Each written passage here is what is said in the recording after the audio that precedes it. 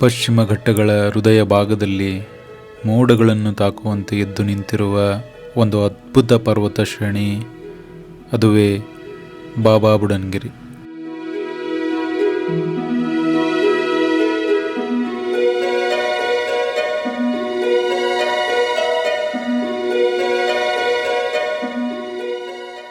ಸಮುದ್ರ ಮಟ್ಟದಿಂದ ಸುಮಾರು 1800 ಮೀಟರ್ ಎತ್ತರದಲ್ಲಿರ್ತಕ್ಕಂಥ ಈ ಪರ್ವತಗಿರಿ ಪರಿಸರ ಸಮತೋಲನದ ಒಂದು ಪ್ರಮುಖ ಅಂಗ.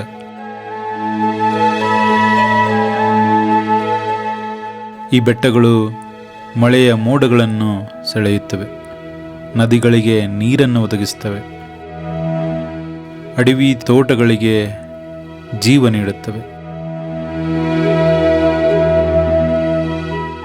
ಈ ಬಾಬಾ ಬುಡನ್ಗಿರಿ ಅನ್ನೋ ಹೆಸರು ಬಾಬಾ ಬುಡನ್ ಅನ್ನೋ ಒಬ್ಬ ವ್ಯಕ್ತಿಯಿಂದಾಗಿ ಬಂದಿರತಕ್ಕಂಥದ್ದು. ಇವರು ಕಾಫಿ ಬೀಜಗಳನ್ನು ಅರೇಬಿಯಾದಿಂದ ಭಾರತಕ್ಕೆ ತಂದವರಾಗಿ ಅವರ ಹೆಸರು ಇಲ್ಲಿ ಪ್ರಸಿದ್ಧವಾಗಿದೆ.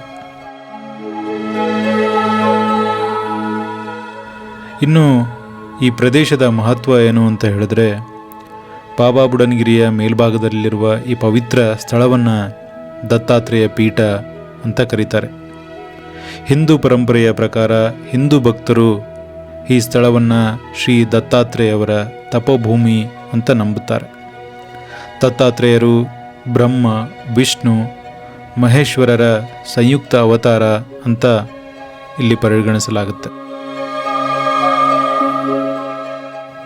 ಇನ್ನು ಇಲ್ಲಿಯ ವಿಶೇಷ ಏನು ಅಂತ ಹೇಳಿದ್ರೆ, ಬಹುಕಾಲದಿಂದ ಈ ಸ್ಥಳದಲ್ಲಿ ಹಿಂದೂ ಮತ್ತು ಮುಸ್ಲಿಂ ಭಕ್ತರು ಇಬ್ಬರೂ ಪೂಜೆ ಸಲ್ಲಿಸ್ತಾ ಇದ್ದಾರೆ. ಉರುಸು ಅಥವಾ ದತ್ತ ಜಯಂತಿ ಸಂದರ್ಭದಲ್ಲಿ ಭಕ್ತರು ಇಲ್ಲಿ ಆಗಮಿಸ್ತಾರೆ. ಹಲವು ವರ್ಷಗಳ ಕಾಲ ಇದು ಸೌಹಾರ್ದದ ಸಂಕೇತವಾಗಿ ಗುರುತಿಸಿಕೊಂಡಿದೆ ಅಂತ ಹೇಳ್ಬೋದು.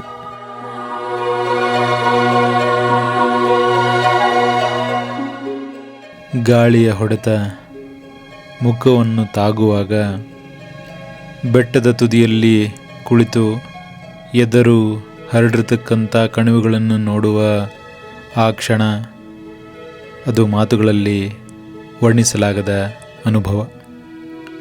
ಬಾಬಾ ಬುಡನ್ಗಿರಿ ಇದು ಕೇವಲ ಒಂದು ಪರ್ವತ ಶ್ರೇಣಿಯಲ್ಲ, ಹಸಿರು ಸಂರಕ್ಷಣೆಯ ಸಂಕೇತ, ಪಶ್ಚಿಮ ಘಟ್ಟಗಳ ಜೀವನಾಡಿ.